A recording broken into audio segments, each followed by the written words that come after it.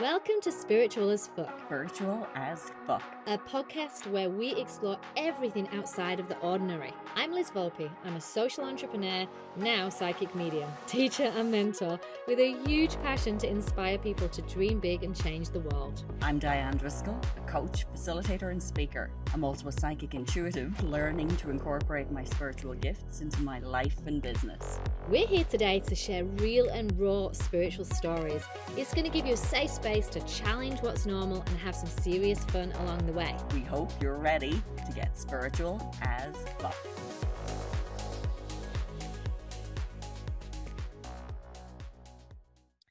So welcome back to yet another episode of Spiritual as Fuck. And today we might be getting a little bit personal because I'm going to be asking Diane, do you use protection?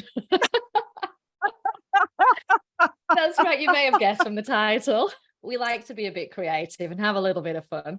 But we are going to be diving into the world of everything grounding, protection, and cleansing. And we have a whole lot of experiences to share today. And we're hoping as a community that you can share yours as well. I have to say, Diane and I just have the best laughs at and serious love that we have for all of our community. Some of the testimonials and reviews that come through on Apple Podcast and now even Spotify, you can actually give your comments, which is really, really cool. So go and check that out. But we had this one particular review we just have to mention. Lorna, you know who you are, all the way over there in the UK. Oh my God, just listen to this. I'll only read a little bit of it because it's quite a really long one. But so Lorna says, this is my all-time favorite podcast. I look forward to every new episode. She then goes on to say that listening is like drinking a glass of water. So unbelievably refreshing to hear about our experiences and the people that we interview. She says, I sometimes feel like Harry Potter when he's drank liquid luck after listening. The energy through the airwaves is just so flowy and high vibe. We love that. Lorna, you have definitely picked up a couple of free tickets to our next channel event. So please reach out via Instagram. And for all of the rest of the community, if you don't yet follow our Instagram page, please head there now.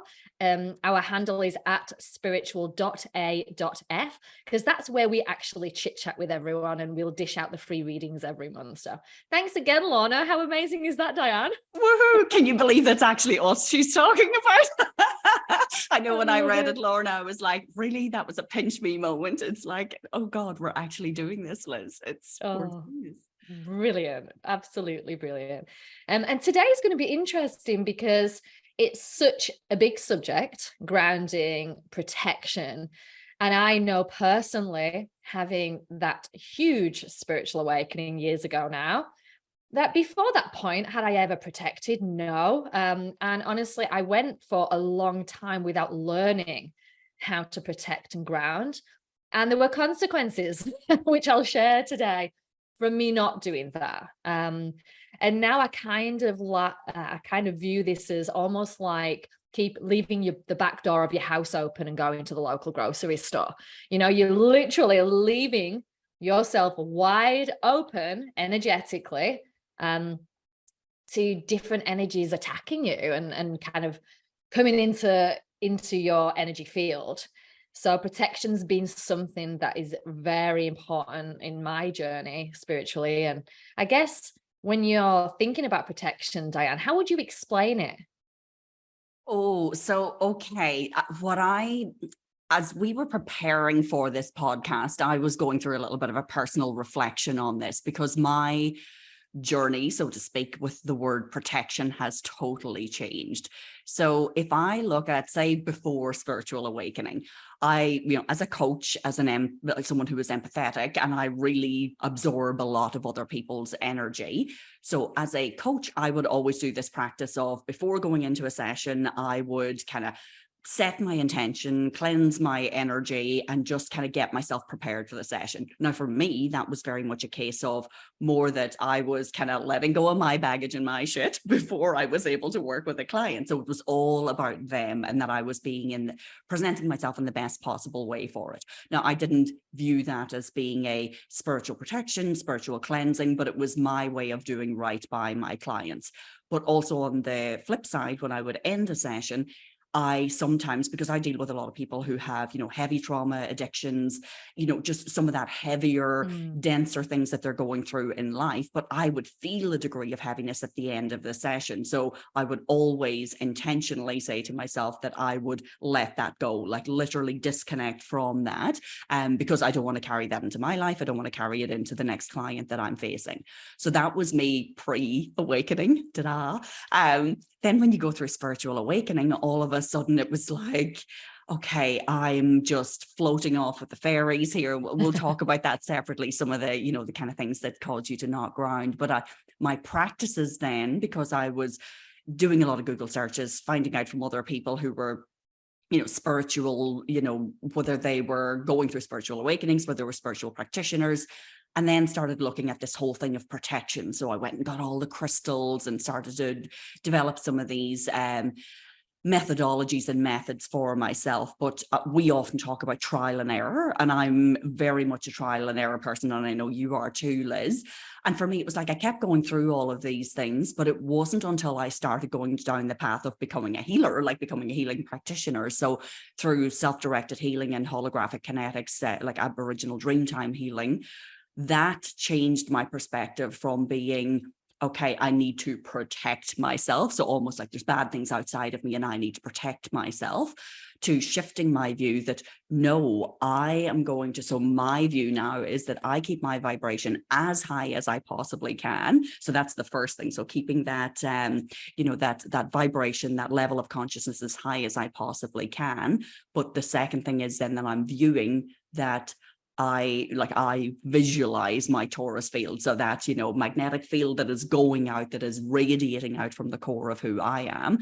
And that is like my energetic, I don't even want to call it a barrier, but it's my energetic field. And it's a case of, I need to give permission if anything wants to come through this. So now, whether I am working with someone as a healing practitioner, if I am coaching someone, if I'm going on stage, if I'm nipping out to the shops, if I'm going out to the pub for the night, whatever it is, I am constantly aware of my torus field, my energetic field, and what can and can't is allowed to interact with that. Now, does that always work?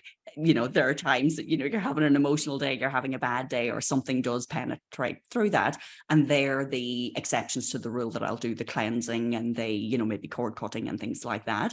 But they're the two things, is keeping my vibration, my level of consciousness as high as I possibly can. So I am always feeling the most empowered that I can be. And then I'm radiating that outwards, as opposed to coming from a place of feeling I need protection, which puts me into a mindset of fear. And now, again, there's no right, there's no wrong. Everybody listening to this needs to figure out, well, what works for me, what feels right for me. And you might do the trial and error of a million things to get through and say, this is what it is. But any mentor, any coach, any, spiritual guide that's out there that's telling you, you must do it this way. Oh, you've got to find out your own way. Absolutely. For sure. Yeah. So for you, Liz, what do you, because I know this has evolved over time for you as well, but what is your evolution or your current practice look like? I mean, look, there's lots I can share here, but I guess I'd start off by saying that to me, protection is like the psychic equivalent of having really healthy boundaries. And that, yes, that's kind of how I look at it. It's like I'm saying no to any type of negative energy. Yeah. Because being so sensitive to energy, and for most of our listeners, there's a reason you're here. The reason you're here is because you are on some type of a spiritual journey, or you are in the middle of a spiritual awakening. That could be just really soft and gentle, or you could be bang, like I've been through and you've had it in the past. But wherever you're at that journey, when you open up spiritually, this protection is important, because what happens automatically is your vibration and frequency rise. as you said, you start to operate on a really beautiful high frequency where, gorgeous magic starts to happen around you and you're very sensitive. With that, what happens when you walk out into public is that your beautiful high energy is going to bounce into people, places, or things with a lower vibration. Yeah. So if you're operating really high and you're walking into a place that's got a denser, lower, thicker energy, you feel that. And with your aura and your expansive, beautiful spiritual energy, it's kind of like you troll. If you think about the ship throwing out the nets, I don't know if I've shared this before, but when you walk out of your door, you throw out your nets and you troll everything around you. You go around the supermarket, you're trolling everyone's energy. Yeah. So you're picking everything up. So if you're sensitive, you've got to start to realize that it's just sensible to have these boundaries in place and to put this barrier around you so you can visually or mentally construct and deflect lower vibration and energy. Yes. Just being sensible, honestly. Yeah. And like I said, honestly, I really found this out the hard way. I went from being, I call it normal now, the old Liz and the new Liz. What is normal? When I opened up spiritually and I started to work with spirit and working in the psychic realm and with that ability, my vibration was so high. And I would literally make connections and then go out in public and go around my normal life of being a mum and going to school and trying to operate. And I never, ever shut down. So there was zero grounding, there was zero protection, and there was definitely no cleansing of anything that I trolled through the day. So that impacted me in a variety of ways, dizziness. My mood was impacted emotionally. I'd find myself highly emotional with no real reason that I could think of, tired, constantly exhausted. My husband was questioning, why the hell are you going to bed at the same time as the kids every bloody day? It's like, what is going on? And it took me ages to realize what it was. I just wasn't able to think straight. And my mentor, she had a really good at talking to me one day about this. Not only would I sit in my bedroom, of all places, to make spiritual connections and do spiritual practice. So I was not only opening my aura up, I was bringing everything into my bedroom too. So I very quickly found out the ways that I needed to protect my space and add in rituals that would then protect me through the day. Didn't really answer your question, did that? No, it absolutely does. And it is like, I love that you say that you equate it to boundaries, because that's so true. Because I think where I had not particularly like the word protection, like protection means I'm almost calling in a bodyguard or I need someone to protect me, whereas boundaries, and I guess how I'm viewing it from my Torus field perspective, it is that you are still responsible for whether it's protecting your boundaries, your energetics, that you are the one who is in control, you are the one who is saying what comes in and what doesn't, and setting those energetic boundaries. So I love that you equate it to that, and it is a fact of that trial and error and trolling, like as you say, because the other side is not just, yes, we go out, and if we're, anyway sensitive or anyway empathetic, we're going to pick up other people's energy. But also if you're vibrating really high and you're, do you ever see those people who look like they're tiptoeing through the tulips and you think, I'd just like to slap that person because I'm having a really crap day, so it's sometimes we trigger people. No, I'm not saying that I go out and do that, but it is sometimes you look at people and they kind of trigger you because they're so happy and joyful, or they're, maybe, those people that we think are all love and light, and you're thinking, really? Okay, because I'm just having a really crap day, or maybe I'm going through. So it's not just that we go out and we troll, we take all of this, but sometimes our energetic disposition or our level of consciousness, our vibration is so high that it does have that knock-on impact on others. And we need to be prepared for that as well, that we don't take those things personally, that we don't think, oh, why did I disrupt such and such a person, or what caused that? It's like, let's not get overly analytical about the impact that we're having on other people, because that brings our vibration down then to meet theirs, as opposed to keeping our energetic level high. And I do, for me, the key is my simple thing is just keeping my vibration, my energy level, my level of consciousness, my thoughts, my actions as high as I possibly can. Absolutely. And then that just, a lot of the rest of it takes care of itself. I feel like in the past you've named it something like spiritual hygiene, because I think it's that point of just taking responsibility to ensure that you have clear and a stable energy field. Yeah. You know, it's just really looking after yourself. It's just something that you need to get into the habit of. Yeah. And adding the other layer on top of this of being a psychic intuitive or a medium, for me, it's ridiculous looking back because and Judea mentions this in our previous episode. You know, if you are a psychic or an intuitive or a medium and you are walking around with no protection and with your channel wide open, you're going to get messages for people. You're going to feel things, you know, and that's what used to happen to me. I'd be walking into the pharmacy and I'd be hearing messages, which honestly at first was really fun and exciting. But after a while, what you don't want is constant chatter in your head. So you have to find a way to turn it off. Yes. Yeah, absolutely. I think too, one of the things, because that, again, the different densities or the different levels that you're engaging with as well. So when I started going down the path of the healing, particularly the holographic kinetics healing, my whole world got opened up to, you know, the idea of entities. Now, this was not something that I was, I'd heard about it, but I purposefully was keeping it to one side. It's like, I don't give my energy or my attention to things that I do not want to engage with. But at the same time, there are things out there that, you know, whether we want to engage with them or not, they are present. So I think going through, you know, these healing modalities, you realize that there are a lot of things that are making people sick. There are a lot of things that are making people unwell, that are kind of feeding off our energy levels. But for me, I was, again, a lot of it goes down to intention. And as you were saying, boundaries. So my choice is that I'm not looking to work with those lower or more dense energies. And, you know, similarly for you, I know that you're not looking to go out and connect with those, or to, you know, to have messages come through from those lower or denser vibrations either. But they are a choice. There are people out there who absolutely do that, and that is part of their path, and that's part of their gift and what they can do. But for me, I choose not to be there. I can hold space for it. I can dip into that. I can do the work that is needed, but it's not where I choose to spend my time. So I'm not going to, you know, go down the rabbit hole of whether it is conspiracy theories or hear all of the things that are more negative in, you know, whether it's this realm or others.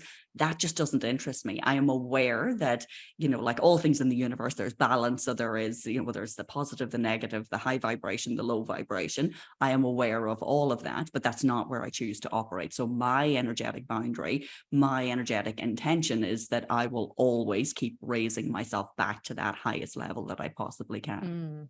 Love it, Diane. Absolutely. Let's talk grounding. Because I always see that in terms of my daily habit, the grounding always comes first for me. And if we were to explain grounding, I guess it's that practice of connecting to the earth's energy, to stabilize your energy.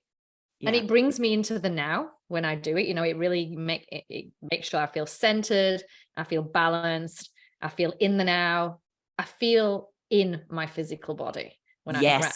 It's the embodiment for me, that is. Like we're not floating off the fairies. Feeling myself. So to me, you know, grounding is something that I will practice on a daily basis. And again, trial and error, there's many different types of ways to ground. For me personally, I ground in a couple of different ways. So I ground by standing on the ground, you know, on the earth. If I'm ever feeling really floaty or disconnected, and the first thing I'm going to do is always take my shoes off and go and stand outside on a piece of grass. And, you know, visualization really is the key with this as well, and intention, you know, standing on the grass and then visualizing those beautiful tree roots growing out the bottom of my feet and connecting and actually visualizing them going through the soil down every layer of the earth until I get to that core and wrapping around my roots to that core. And just saying to myself with the intention, I feel grounded. That is Yes. that's as simple as it is, right? Yeah. And What it do is, you do? the practice of that just brings you into the now. Like I am very like you in terms of barefoot on grass or rock. Rock is another thing for me. Like, I mean, to be on, you know, a sandy beach, yes, but if I can find rocks by, you know, a rocky shore, oh, I love that. Or to get in the bush and my feet, you know, barefoot on the rocks, that's what I love. But it is that, yeah, it's, you know, even if we think of it from an electrical energy standpoint, that you're going to ground, that what, you know, all of this charge that you're holding in your body, that you're actually grounding it into the earth. And I know that when I went through my awakening, because it was so highly charged, energetic in my body, like my body was literally, I mean, I don't know if the first or second episode, but said it was like being, you know, in a high orgasmic state. It is like literally electrified in my body. And I couldn't, I wasn't thinking of the word grounding then, but it was like I was trying to say, how do I get myself back to reality, was how I was looking Yeah, at because you it. can That feel kind of scatty, can't you? And yeah, and like you you're not say able to Red Bull, think. yeah, because you had mentioned about, you know, whatever 50 cans of Red Bull, but it's that kind of almost you're not in control of your faculties. You're way off with the fairies. You're Mm. off in the, you know, the ether a little bit. So, you know, me going out and doing, you know, sunrise meditations and walks and things like that, that was so important to me. But it wasn't enough to get me through the day. It would be do as many things, but a lot of physical things. So I know when I'm feeling particularly ungrounded, to do like a Kundalini shake meditation, which is literally, you know, shaking while listening to music to get yourself physically back in your body. And again, maybe it is my trauma-informed coach background that, you know, embodying. So many people are disconnected from their body. So anything that you can do to bring yourself back to your body, whether it's breath work, whether it is ice baths, whether it is a cold shower, anything. And like, as you said, you know, physically going out and scrunching your toes in the grass, those are all things that bring you back to your body, bring you back to ground. And they're like, for me, it's a case of, there's no one tool that I use on any given day. I sense with my body and think, what do I need right now? Do I need to be in nature? Do I need to go and have a shower? Do I need to, you know, do the shake meditation? Do I need to dance like an idiot around the kitchen? Like, well, doesn't like there's plenty of different things, but to me, it's the physicality of getting myself back into my body and back into the moment. So I'm 2 not feet kind on of, the ground.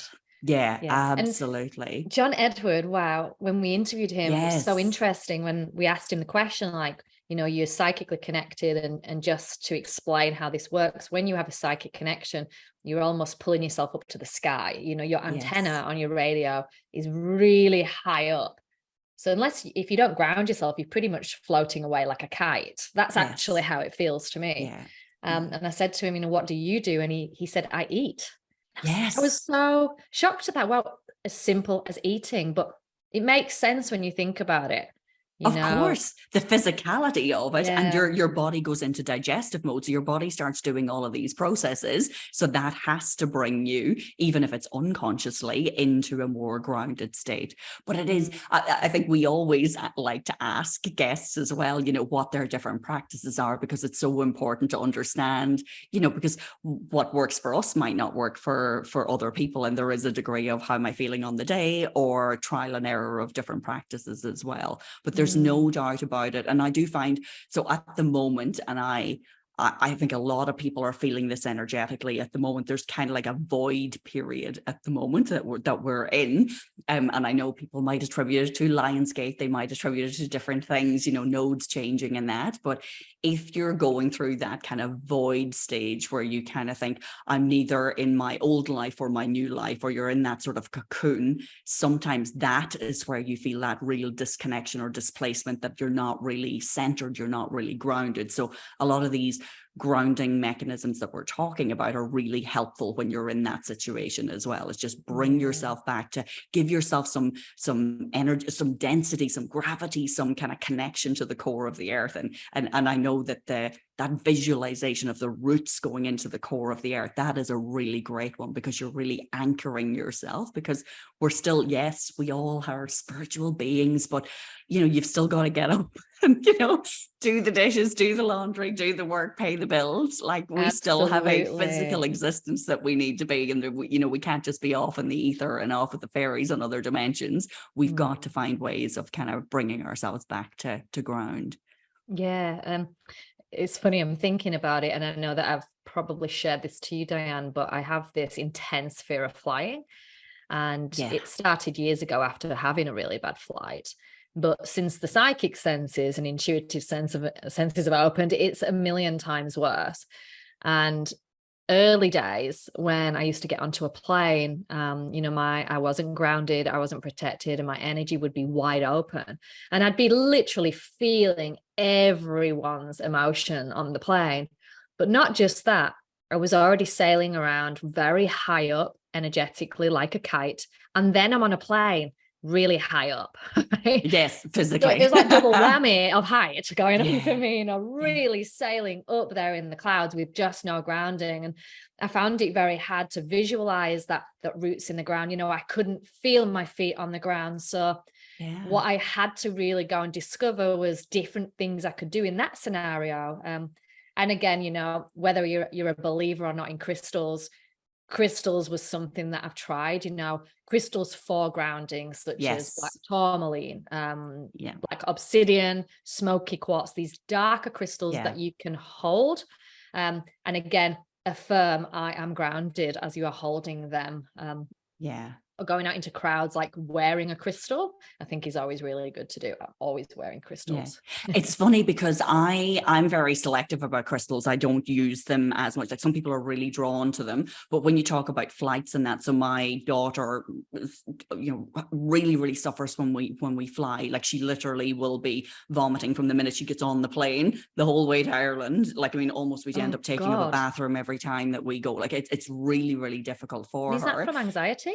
I don't, it's a multitude of things, but there's definitely, I feel, a grounding element for her. So when you described it like that's why it kind of brought it to mind for me. It is, it's like, she's energetically sensitive. She's well tuned into things, but I'm just thinking about the fact that you're so high above the ground as well. But I got her, like she has a tourmaline bracelet, a hematite bracelet, and for me, it's like, whether she feels energy from this or not, but it's even the association with it. Like, there's a mind trick that Placebo. can go with that as well. Absolutely. Absolutely. Don't care as long as it works. And like, I don't use crystals for protection as such, but grounding, absolutely. So black tourmaline for me is a really, really good one. I just feel, I feel it. Like I actually feel the energy grounding and going into the crystal, which is, a wonderful thing to be able to do, because it's just that there's a sense of comfort with it as well.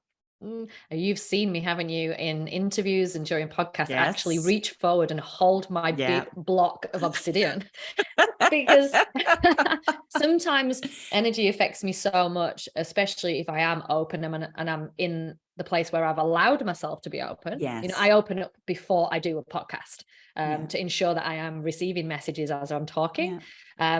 But sometimes that can affect me, and it comes on through nausea, dizziness, lightheadedness, and I have to literally hold something just to even keep my feet on the ground and feel okay. So crystals are interesting. But it's important to know that. I think the fact that you're through trial and error, and it just shows the difference between both of us. It's like what works for one may not work for another person, and that's what we encourage people to do. Go out and look at all the things that will work for you, because I know even in terms of crystals, like I'll walk into a crystal shop and yes, I will feel things energetically and I'll be pulled to certain things, but it's not an overwhelming thing for me. My daughter literally can't walk into a crystal shop. It really, really, like from the minute she's walking towards the door, she feels everything. So it's just different for different people. We sense, we respond, we can transmute energy in different ways. So keep doing the trial and error. So, but for me, definitely, it's similarly to you, grounding, using a crystal for grounding is very helpful for me. So I guess, the main message here is just ground on a daily basis. You've got to pop it into the daily habits. It's got to be habitual. It's really important. I started off by simply saving an alarm on my phone. So when my alarm went off, it said ground. So it was that constant reminder for, a couple of months. So moving on from there, because they do go hand in hand. Yeah. There's the grounding and the connection to earth. But let's talk a little bit about this element, or this thing of this protection. Because again, we all protect slightly differently. If I was to explain the way that I protect, straight after grounding, what I always do is I work very closely with my angels, because that's what I believe in, to help me with protection. But I will call in Archangel Michael, and I ask for him to put a big, beautiful bubble of white light around me, that to keep out any lower or negative energy as I go through the day. That's really my go-to way of doing protection. I've got lots of other kind of tools in the toolkit as well. What do you do? So this is fascinating. This shows my evolution of things as well. And this shows the importance of discernment, or figuring out what's right for you, not just going with what other people say. So when I started down this path, I had a major connection to Archangel Michael as well, and still do. But it was almost like I had chosen to have Archangel Michael in this position of, he was my closest guide or my closest protection. So it was like everything was channeled through Archangel Michael when I started to connect, first of all. And it started to feel wrong. It was like, I'm giving away my power. Like I felt then, so I shifted how I view things, that, okay, I'm not going to ask Archangel Michael to protect me, protect my home, protect my family. Like, and I literally, I go through this, every night going to bed, that I will visualize these things. But again, I now visualize that it's me. I am doing this for me, or I am increasing my field. And it's my word for the year, because this has driven a lot of this, is expansive. So constantly I'm thinking about being expansive. So my field is then encompassing the home that I live in, that it's encompassing my daughter, my family. Even if they're back in Ireland, I'm just imagining my field that is reaching out, and that it is, kind of, that it is a shield for other people as well. But I no longer, so it's not that I don't, I'm not open to working with, whether it's ancestors, guides, spirits, ascended masters, whatever it may be, but my connection is to source first and foremost, and everything else comes to that. But it's that's sovereignty, that I don't give away my power. And that has been a massive shift for me, because it didn't feel right in the beginning, almost like, like I felt like I was putting myself in a less than position, asking someone else for protection. And I know this is going to sound completely geeky. This is like, and for most of our listeners, they might actually start yawning. But if I look at it, like, once upon a time, when all of our computers started to be connected to the internet, and that you had, every company would be putting up this firewall around themselves. So, maybe I'm Woolworths and I'm putting up this firewall to protect my business. And here I'm Coles and I'm putting up this firewall to protect my business. But at the end of the day, we've all started to be so interdependent, so interconnected, that we've got to protect ourselves. You've got to protect your own laptop. You've got to have your own antivirus. You've got to have your own, your own technology on there. So for me, it's a case of, I'm not depending on anyone else or anything else to protect me. I am doing the work, because the minute I give that away and think someone else needs to do it, and so much of the coaching work I do is around personal responsibility. And that's where I knew the misalignment or the disconnect for me. It was like, no, I'm still so much driven from that sense of personal responsibility. I am responsible for my energetics. I'm responsible for what I allow in, what I allow out. And that's just how I view it. But again, don't take my word for it. Don't take Liz's word for it. It's like, really just sense into what it is that works for you. That's it. If it doesn't feel authentic to you, the protection won't be there. Yes. It's that simple. You really do have to find that thing that feels beautiful and pure and from a place of love, and gives you just the feeling that you can go out and live your life and operate from that high vibration, beautiful place. Yeah, it is. And it's, when you say that, it's like, this is going to sound ridiculous, but it's like how I view this. It's literally sunshine that's coming from my core. Like, I'm literally radiating sunshine from my core. It's like, it's love. It's unconditional love. It's like, literally, that's where so when I spend my time, yes, grounding, but the other thing that I do is I feel into that energetically. Like I literally will sit with a smile on my face and just radiate out as much as I can, to the point where this is another, kind of practical application of it. If I'm going on a long drive somewhere, so I'm going for a healing session, practice day down in Wollongong on Sunday, and I already know, so I will be radiating my field, like I will literally be radiating sunshine, clearing the path for myself as I go. Now, if I had heard myself say that 3 years ago, I would have thought, you are She's off going your crazy. head. Exactly. Whereas now I just think, no, I just like, it just fills me with such joy, with just kind of, sing my head off, driving down the road, imagining my field just getting more and more expansive. And that's how whether you call it protect, whether you call it, but that's how I manage my energetics. There's also something called overprotection. Yes, please do. Yes. Yeah. Again, the journey of learning, at one particular point, early days for me, I sought out a spiritual healer because, things were not feeling great for me. There was that confusion, that pretty much everything I explained a few minutes ago, I just didn't feel very great. And I was picking up so much stuff everywhere I was going, couldn't sleep at night. I was hearing noises, I was getting scared. So I kind of went to this healer to say, what am I doing wrong? I'm so spiritually open. How on earth can I manage this? How can I put the boundaries into place? And she took me through a range of different things to try. Now, one of the things she asked me to try was a different way of protection. So I was super excited to go away and try this. So I don't know why I kind of translated this information in this way, but for some reason I did. It was probably a spiritual lesson, but what I did was the next day I'd woke up in the morning, I'd done my grounding exercise, and I came up with this idea of this new way to protect myself. And I went into a very short meditation, and then I literally imagined myself with this huge, big, thick metal jacket with hood, kind of like a knight. Do you know, like a knight's uniform? Yeah, I'm thinking Ned Kelly as well. Yes, just like that. And I imagined it kind of clamping around me, like bang, bang, bang, bang, bang, like all around my body. Like I was so protected in that big, thick, black barrier of metal. I was like, wow, no one's coming near me today. This is awesome.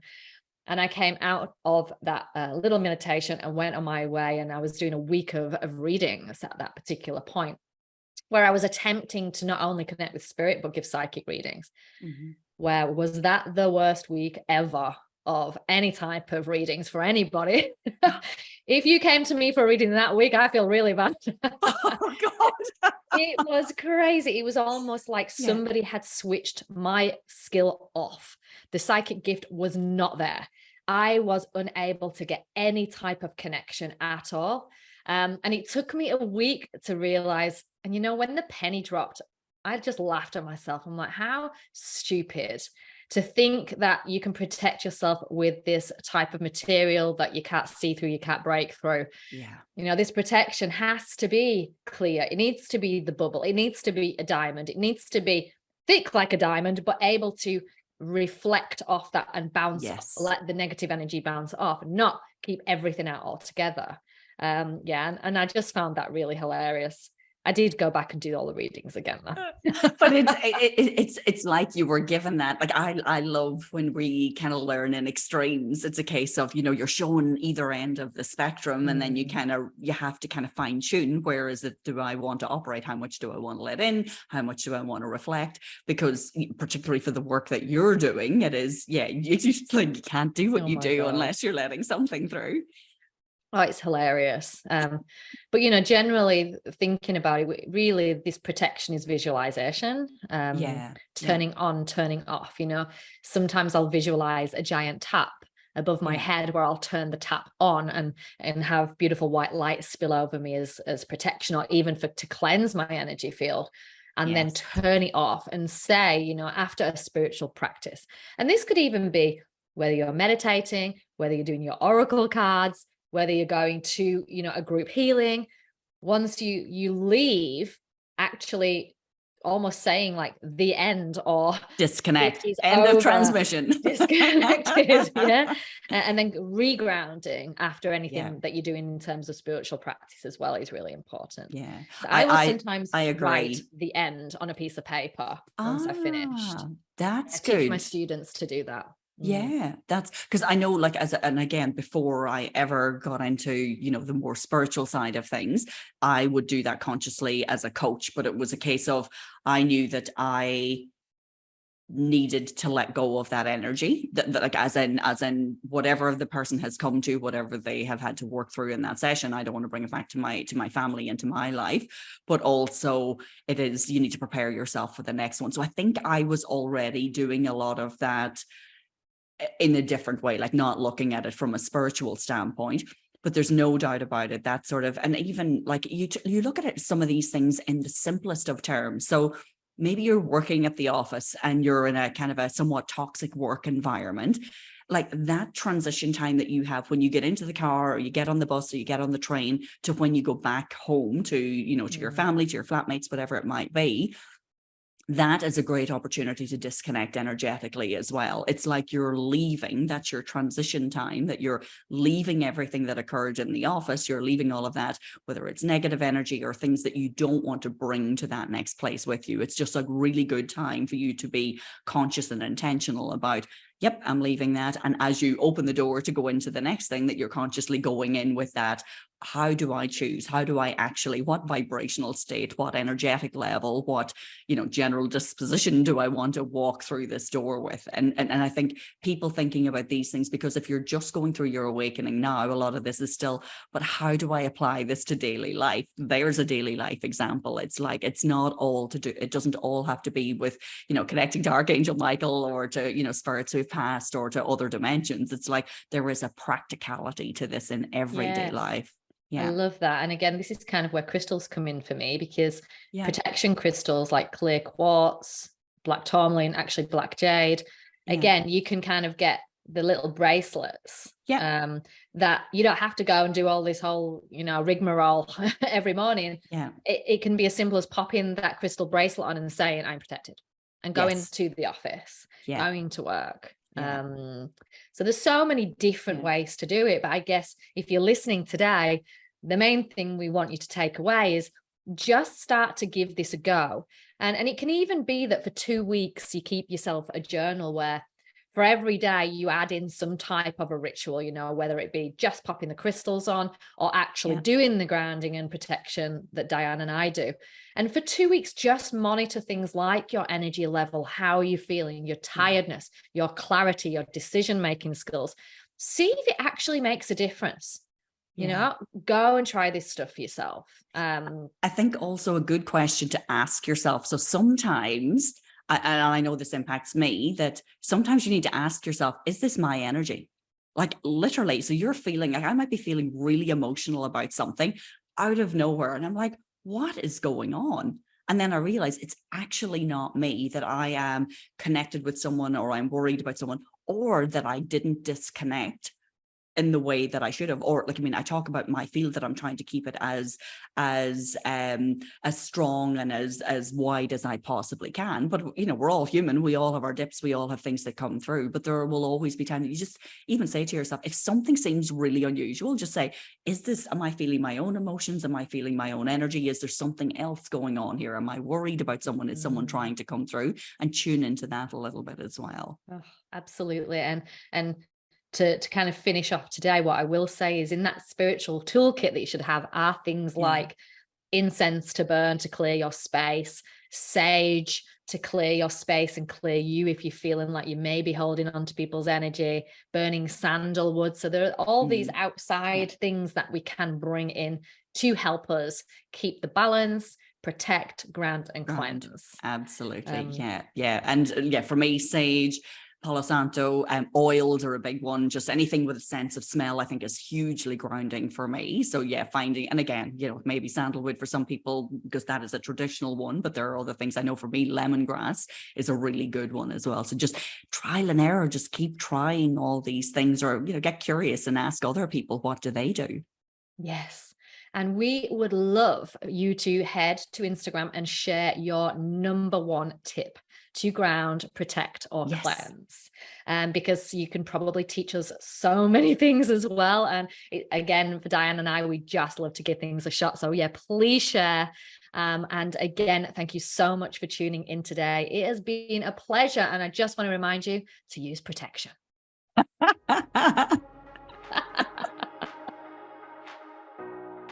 That's it for another episode. Thank you for listening. Did you know that we are building a movement of 1 million people who are spiritual as fuck? We would love for you to join us. You can start by leaving us a review on Apple Podcast. Every month, I'm going to intuitively choose one person and do a psychic reading for you. So follow us on Instagram, send in your stories and topic suggestions, and join the movement at spiritual.a.f. Until next time.